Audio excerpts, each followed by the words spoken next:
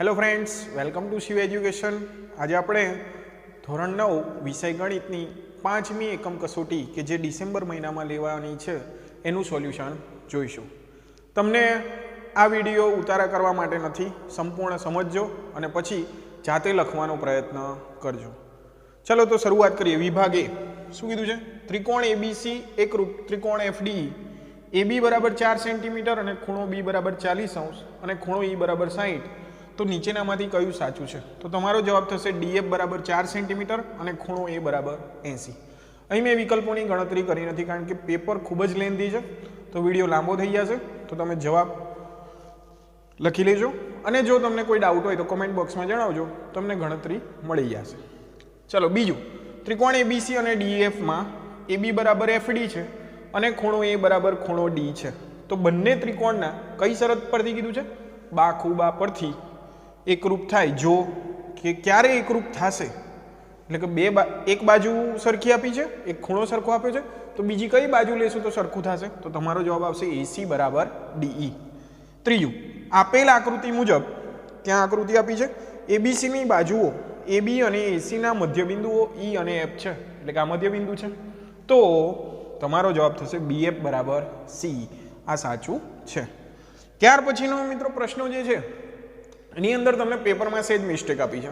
તમને એવું કીધું છે કે નીચેનામાંથી કયો ખૂણો પરિકર અને અંકિત માપપટ્ટની મદદથી રચી શકાય, પણ ખરેખર પ્રશ્ન પૂછવો જોઈએ તો રચી શકાય નહીં, કારણ કે બાકીના બધા જ ખૂણાઓ માત્ર ને માત્ર પરિકર અને માપપટ્ટીની મદદથી દોરી શકાય છે।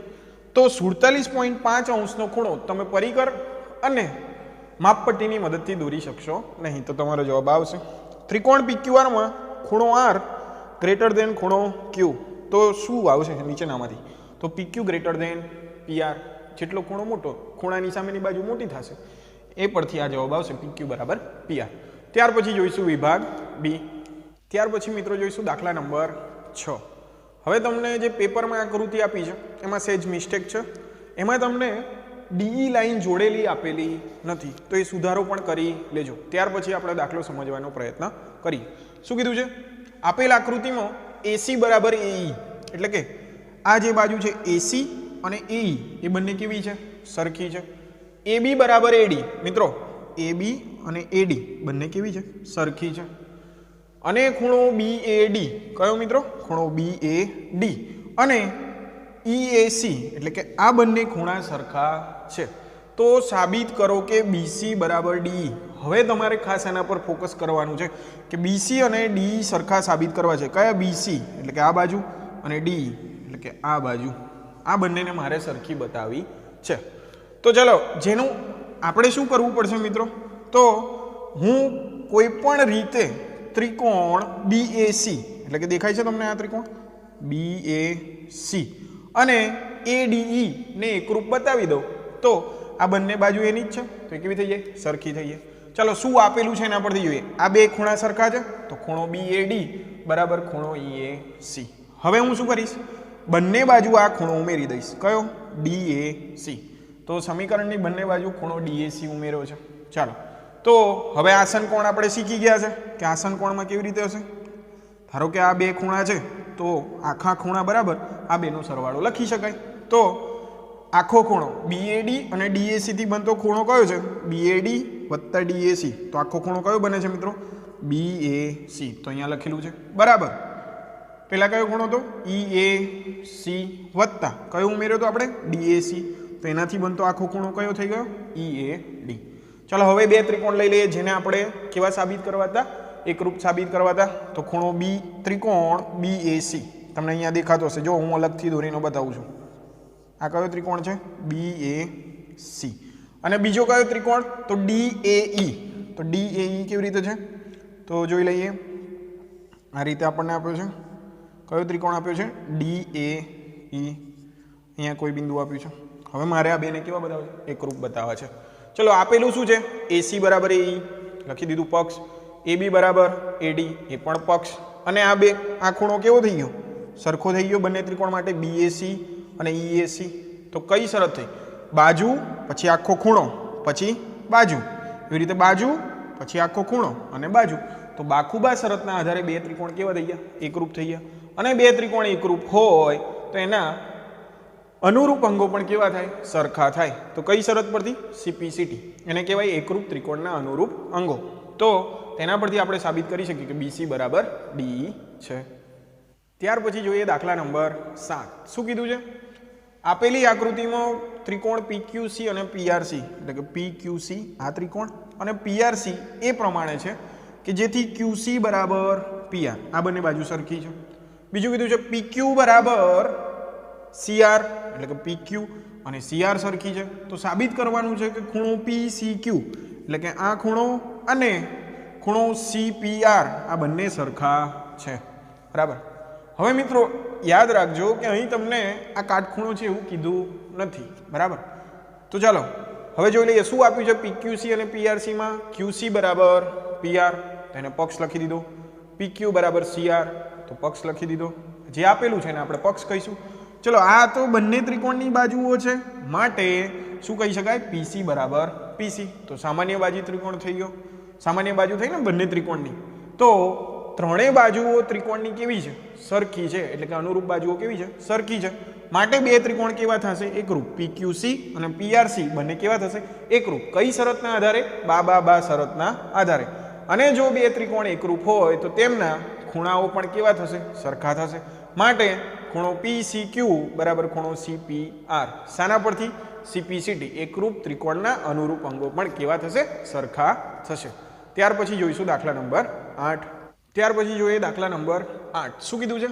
રેખાખંડ AB એ રેખાખંડ CD ને સમાંતર છે. એટલે કે આ અને આ બંને કેવા છે? સમાંતર છે. O એ AD નું મધ્યબિંદુ છે. કે O જે છે એ AD નું શું છે? મધ્યબિંદુ. તો ચલો એ AD નું મધ્યબિંદુ હોય તો આ બંને બાજુઓ કેવી થાય? સરખી થાય.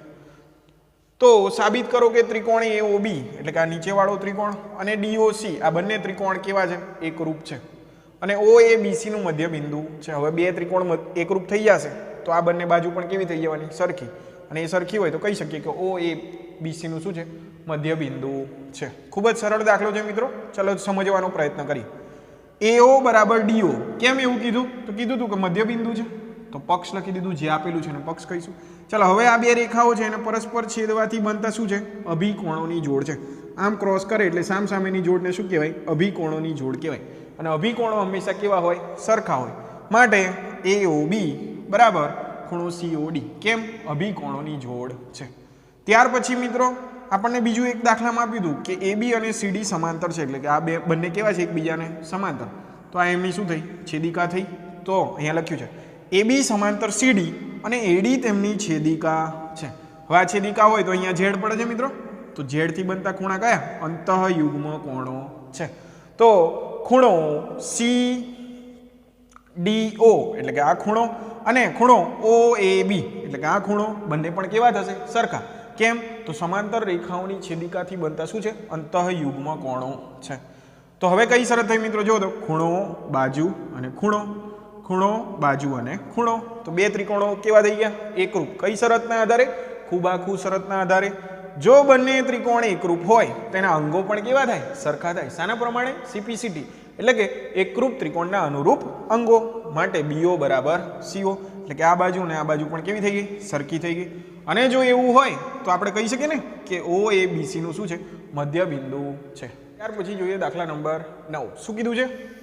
રેખા L એ રેખાખંડ AB નો લંબ દ્વિભાજક છે. એટલે કે L એ રેખાખંડ AB નો શું છે? લંબ દ્વિભાજક. હવે મિત્રો યાદ રાખજો લંબ દ્વિભાજક એટલે કે લંબ એટલે કે 90 માપનો ખૂણો પણ બનાવશે અને દ્વિભાજક એટલે કે આપેલા રેખાખંડના બે સરખા ભાગ પણ કરશે.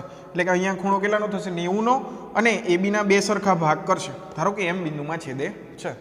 જો બિંદુ P એ રેખા L પર હોય એટલે કે આ રેખા L છે ત્યાંથી બિંદુ કોક P આવેલું છે તો બતાવો કે P એ A અને B થી સમાન અંતરે એટલે છે. એટલે કે PA બરાબર PB સાબિત કરવું છે.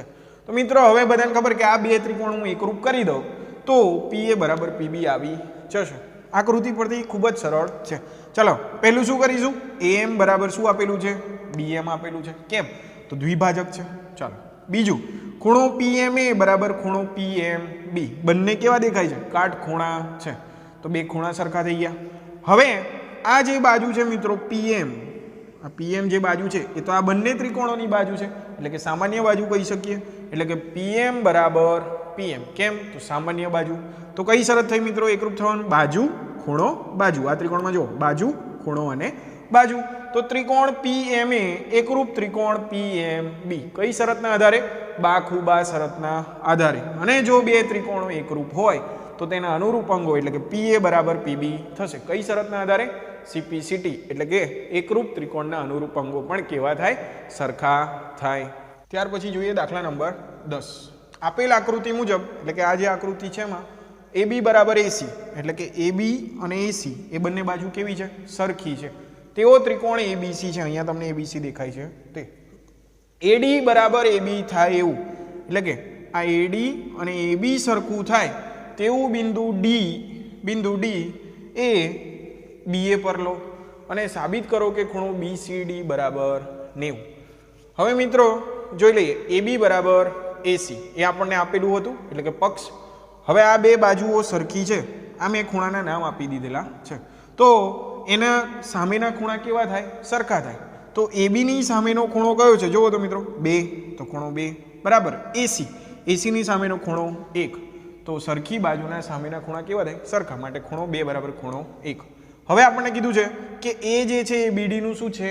મધ્ય બિંદુ છે. જો એ BD નું મધ્ય બિંદુ હોય તો AB નું માપ આનાથી કેવું થાય? અડધું. તો એને આપણે લખ્યું છે AB બરાબર 1/2 BD. પણ હવે આપણને આપ્યું છે કે AB બરાબર તો શું છે? AC છે. તો AB બરાબર જગ્યાએ શું લખ્યું છે? AC. તો AC બરાબર 1/2 BD. આ સમીકરણ 1 પરથી. હવે મિત્રો આ AD છે એ પણ શું છે? AD બરાબર પણ શું લખી શકાશે? 1/2 BD લખી શકાશે. કેમ? તો એ શું છે? BD નું મધ્ય બિંદુ છે. માટે એ થઈ ગયું આપણું સમીકરણ નંબર 3. ચાલો હવે સમીકરણ 2 અને 3 પર સરખાવીશું તો શું લખાશે? AC બરાબર AD લખેલું છે. ચાલો AC ની સામેનો ખૂણો AC તો AC ની સામેનો ખૂણો કયો છે? 4 અને AD ની સામેનો ખૂણો 3. એ બંને પણ કેવા થશે? સરખા થશે. કેમ? તો સરખી બાજુના સામેના ખૂણા કેવા હોય? સરખા હોય. હવે જોઈ લે ત્રિકોણ BCD માં એટલે કે આખા ત્રિકોણમાં મારે તો આ ખૂણો 90 લાવવાનો છે. તો ખૂણો B વત્તા ખૂણો C વત્તા ખૂણો D બરાબર 180. કેમ? તો ત્રિકોણના ત્રણેય ખૂણાનો સરવાળો કેટલો થાય? 180. હવે ખૂણા B બરાબર આપણે કેટલો લખે છે? ખૂણો 1. ખૂણો C જે છે આ બે ખૂણાથી બનેલો છે એટલે કે ખૂણો 2 વત્તા ખૂણો 3 વત્તા ખૂણો 4 બરાબર 180. હવે જોઈએ ખૂણા 1 બરાબર મેં અહીંયા લખી દીધો છે ખૂણો 2. સમીકરણ આના પરથી બરાબર. ચાલો ખૂણો 2 એમના એમ, ખૂણો 3 એમના એમ. ખૂણા 4 બરાબર હું શું લખીશ? ખૂણો 3. શાના પરથી? આ જે આપણે સાબિત કર્યું છે એના પરથી બરાબર 180. હવે ખૂણો 2 કેટલી વાર આવી ગયો? 2. તો 2 માપ ખૂણો 2 વત્તા 3 પર 2 વાર છે તો 2 માપ ખૂણો 3 બરાબર 180. 2 શું કર્યા? કોમન કાઢ્યા. તો 2 કૌંસમાં માપ ખૂણો 2 વત્તા માપ ખૂણો 3 બરાબર 180. 2 અહીં ગુણાકારમાં પેલી બાજુ જશે તો ભાગાકારમાં. તો ખૂણો 2 વત્તા ખૂણો 3 બરાબર 180 ભાગ્યા 2. તો કેટલો જવાબ આવશે? 90. જે આપણે સાબિત કરવું હતું. હવે 2 વત્તા 3 થી બનતો ખૂણો તો કયો છે? BCD. અને આપણે એ જ સાબિત કરવું હતું કે BCD કેટલા માપનો છે? 90 માપનો છે. માટે આપણે કહી શકીએ કે આપેલ ત્રિકોણ કેવો છે? કાટકોણ ત્રિકોણ છે. ત્યાર પછી જોઈએ દાખલા નંબર 11. શું કીધું છે? ત્રિકોણ ABC માં B અને CF એ સમાન વેધ છે એટલે કે બંને કેવા છે? સરખા. એટલે કે B અને CF એ બંને બાજુઓ કેવી છે? સરખી છે. વેધ એટલે કે સામેની બાજુ પર કેટલા માપનો ખૂણો બનાવે? 90 માપનો ખૂણો બનાવે. એટલે આ બંને ખૂણા કેવા થશે? કાટખૂણા થશે. તો એકરૂપતા માટેની કાકબાની શરતનો ઉપયોગ કરી કાટખૂણો કોણ અને બાજુ સરખા બતાવીને જ આપણે શું કરવાનું છે કે ત્રિકોણ ABC આ જે આખો ત્રિકોણ છે સમદ્વિ બાજુ ત્રિકોણ છે. હવે સમદ્વિ બાજુ ત્રિકોણ એટલે કે જેની બે બાજુઓ સરખી થાય તેવો ત્રિકોણ. ચલો હવે જોઈ લઈએ ત્રિકોણ FBC. જોજો મિત્રો ખાસ ધ્યાનથી ત્રિકોણ FBC એ આ રહ્યો ત્રિકોણ અને બીજો કયો ત્રિકોણ? તો EBC બરાબર. આની અંદર ખૂણો BFC એટલે કે આ ખૂણો અને ખૂણો CEB આ બંને કેવા થશે? સરખા. કારણ કે શું છે? બંને કાટખૂણા છે. બીજું BC બરાબર તો CB થશે કારણ કે કેવી છે? બંને ત્રિકોણોની સામાન્ય બાજુ છે. તમને હું અહીંયા સાઈડમાં આકૃતિ દોરીને દર્શાવું છું. આ રીતની આકૃતિ છે. તો આ કેવું થઈ ગઈ? સામાન્ય બાજુ થઈ ગઈ કારણ કે બંને ત્રિકોણની બાજુ છે. અને B બરાબર CF એટલે કે સમાન વેધ છે એટલે કે આપેલું જ હતું પક્ષ. તો બે ત્રિકોણો કેવા થઈ ગયા? એકરૂપ થઈ ગયા. કઈ શરતના આધારે? કાટખૂણો કર્ણ અને બાજુ. કેવી રીતે? તો આ કાટખૂણો તો કાટખૂણાની સામેની બાજુ શું થાય? કર્ણ. તો કર્ણ પણ સરખો છે અને બીજી એક બાજુ પણ કેવી છે? સરખી છે. તો કાકબા શરતના આધારે બે ત્રિકોણો કેવા થઈ ગયા? એકરૂપ થઈ ગયા. હવે જો બે ત્રિકોણ એકરૂપ હોય તો ખૂણો બી અને સી કેવો થાય? સરખો થાય. એટલે કે ખૂણો એ બી સી બરાબર ખૂણો એ સી બી બરાબર. અહીંયા ખૂણો તો બદલાવાનો નથી, ભલે ત્રિકોણ મોટો થાય છે. તો એ કઈ શરત કહેવાય છે? CP CT. અનુરૂપ ત્રિકોણની એકરૂપ અંગો કેવા થાય? સરખા થાય. હવે જો બે ખૂણા સરખા હોય તો ખૂણાની સામેની બાજુ પણ કેવી થાય? સરખી થાય. માટે આપણે કહી શકીએ કે એસી બરાબર એબી, કારણ કે સરખા ખૂણાની સામેની બાજુ પણ કેવી થશે? સરખી થશે, જે આપણે સાબિત કરવું હતું. બે ત્રિકોણ બે બાજુઓ સરખી આવી ગઈ, માટે કહી શકીએ કે આપેલું ત્રિકોણ કેવો છે? સમદ્વિબાજુ ત્રિકોણ છે. ત્યાર પછી જોઈએ દાખલા નંબર 12. આપેલ આકૃતિમાં ટી અને એમ સમાંતર બાજુ ચતુષ્કોણ PQRS એ પ્રમાણે છે કે જેથી PT બરાબર MR, એટલે કે આ બાજુ અને આ બાજુ કેવી છે? સરખી છે. અને PT સમાંતર MR, એટલે કે આ બંને બાજુઓ PT અને MR એ બંને બાજુઓ એકબીજાને કેવી છે? સમાંતર છે. તો સાબિત કરો કે ત્રિકોણ PTR એકરૂપ ત્રિકોણ RMP. અને બીજું સાબિત કરવાનું છે RT સમાંતર PM અને RT બરાબર PM. ચાલો PT બરાબર MR જે આપેલું છે એના પર ફોકસ કરીએ તો એ શું છે? પક્ષ છે. હવે જોઈએ તો આપણને આપ્યું હતું કે ભાઈ PT અને MR તો કેવી હતી? એકબીજાને સમાંતર હતી બરાબર, આપેલું જ હતું. અને આ તો આ શું થાય? એની છેદિકા થાય. PR એની શું થશે? છેદિકા થશે. અને જો છેદિકા થશે તો આ ઝેડ પડે છે મિત્રો, જો અહીંયા ધ્યાનથી, તો આશાની જોડ થશે, અંતઃયુગ્મ કોણની જોડ થશે. માટે ખૂણો TPR એટલે કે આ ખૂણો અને ખૂણો PRM એટલે કે PRM આ બંને કેવા થશે? સરખા. શાના પરથી? અંતઃયુગ્મ કોણની જોડ પરથી. PR તો બંને ત્રિકોણમાં કેવી હતી? સામાન્ય બાજુ હતી, માટે PR બરાબર PR. કેમ? સામાન્ય બાજુ.